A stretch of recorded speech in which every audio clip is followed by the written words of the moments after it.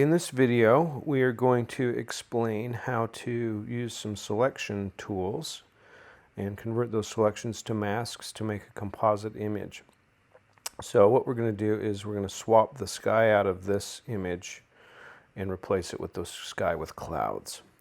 So the first thing I'm going to do, and I'm in Adobe Bridge here, so what I'm going to do here is take these two images and select them. And you can either go up to Tools and Photoshop, and then we can load these files to layers. And what this is going to do is automatically stack these images as layers, which is really awesome. So this kind of automates what you're doing here. So you can see we've now got our two images stacked as layers. So I'm going to turn off the visibility on the first layer, and the first thing we're going to do here now is make a selection on this layer. So I've selected this layer.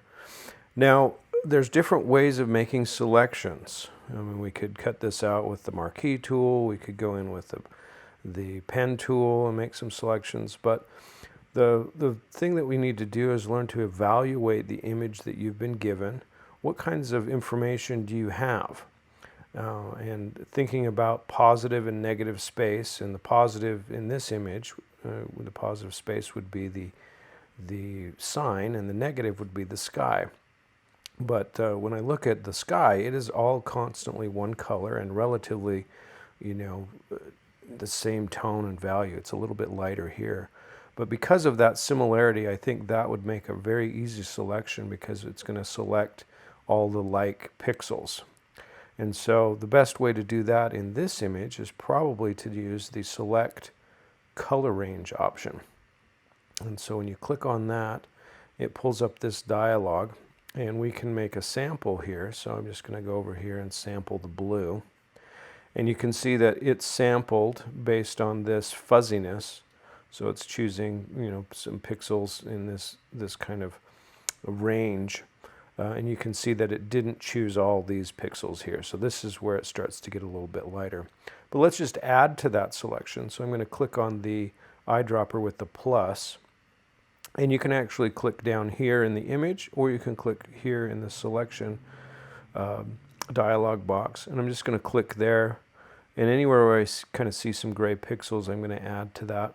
And we can then expand or contract some of those pixels. So I'm just going to expand it a little bit. If you go too far, you can start to see it starts to select some of the area within the sign. So I just want to expand that a little bit. So what it's going to do is go out and grab any kind of stray pixels.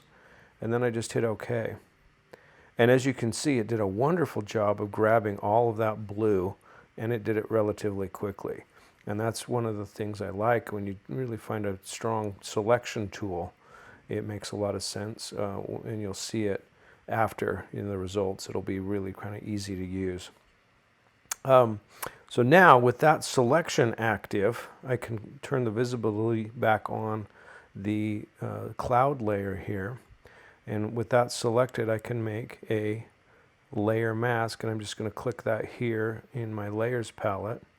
And as you can see, it's converted that selection into a mask, and it's composited that sky. And we'll turn off this old signs layer so you can see what's happened. So what's happened with the mask is anywhere where it's black is transparent. And so the transparency allows this layer underneath it to come through. And so that's how that works. So that's a quick and easy way to kind of use